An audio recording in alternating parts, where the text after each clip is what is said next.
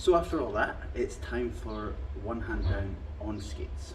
Now, the main difference between the both is obviously you have to add in that skating skill, but as an additional factor, you have to remember that the distance from the base of your foot to the ground is now 2 inches taller. So that distance to get down to the ground and back up again becomes infinitely harder.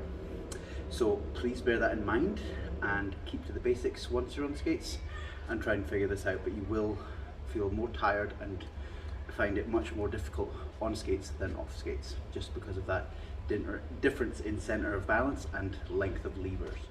The first steps in going from off skates to on skates is just taking your time and almost relearning everything with that difference in height from the floor to your foot, etc.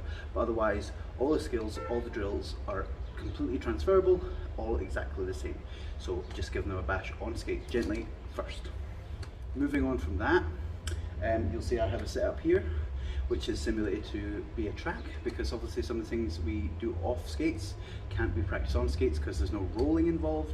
So that's where I want to give you an option of practicing basically a set of combo moves, and that's what this is essentially is. It's going to be on skates, track simulated combo movements combined together. This is what the purpose of this drill is. So basically the chairs behind me represent blockers. You want to be able to do one hand down on both sides and then practice different options in getting past. How you set this up with either people, if that's possible, chairs, bins, it doesn't matter, cones, it doesn't matter. Anything that you can help you visualize a blocker to get past. The 4 skills I want to cover following on from the one hand down are jump, juke, roll and slice. So we're going to do them in that order. The jump is the most simple, and I will represent as a blocker so you can see what I'm talking about. So say I've done one hand down, this position here, and this here represents a blocker. This blocker is perhaps poised in a position to be ready to, as soon as I stand up, to knock me off. So what I'm looking to do is preempt that by thinking about jumping around them before they can get their hips to make contact with me. So that first step is going one hand down and trying some sort of jumping movement along the line.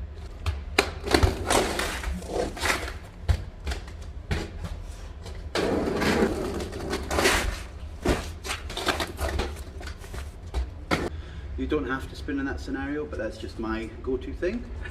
So whatever way you want to jump past that small space on either side where this corgi is in the way, give that a try.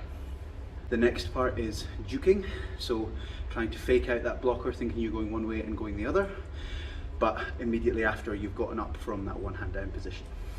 Bearing in mind this is a stationary juke and should be performed using a toe stop and a quick reflexive pop called a jab step if possible.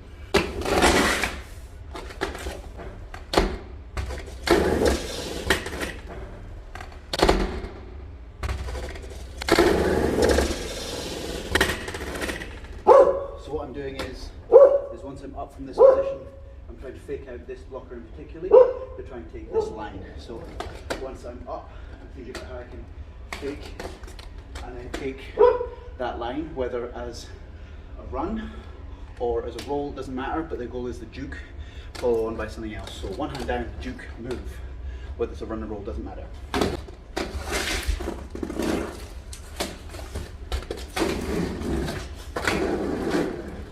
Thirdly, we're going to try one hand down to a roll. This usually involves either sitting my butt into a position, going backwards, or some sort of backwards crossovers. So it's the same one hand down, pop off and immediately into that, just trying to use momentum, and I'll end up going from one side of the track to the other. So my one hand down might be this side, I'll end up going that side. In reverse, if I have one hand down that side, I'm looking to go this side.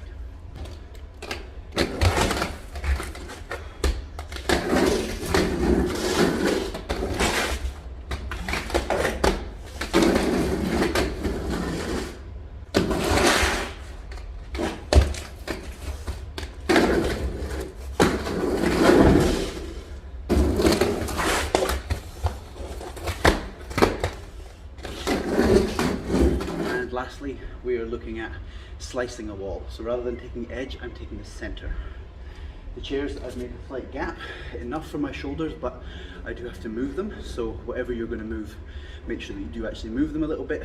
Still the one hand down, practicing getting into that slicing position to take the center of a wall.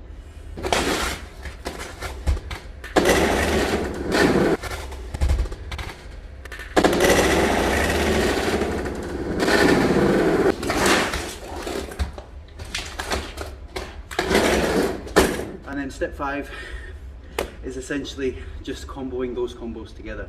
One hand down, juke, roll, one hand down, juke, slice, one hand down, roll, juke, slice.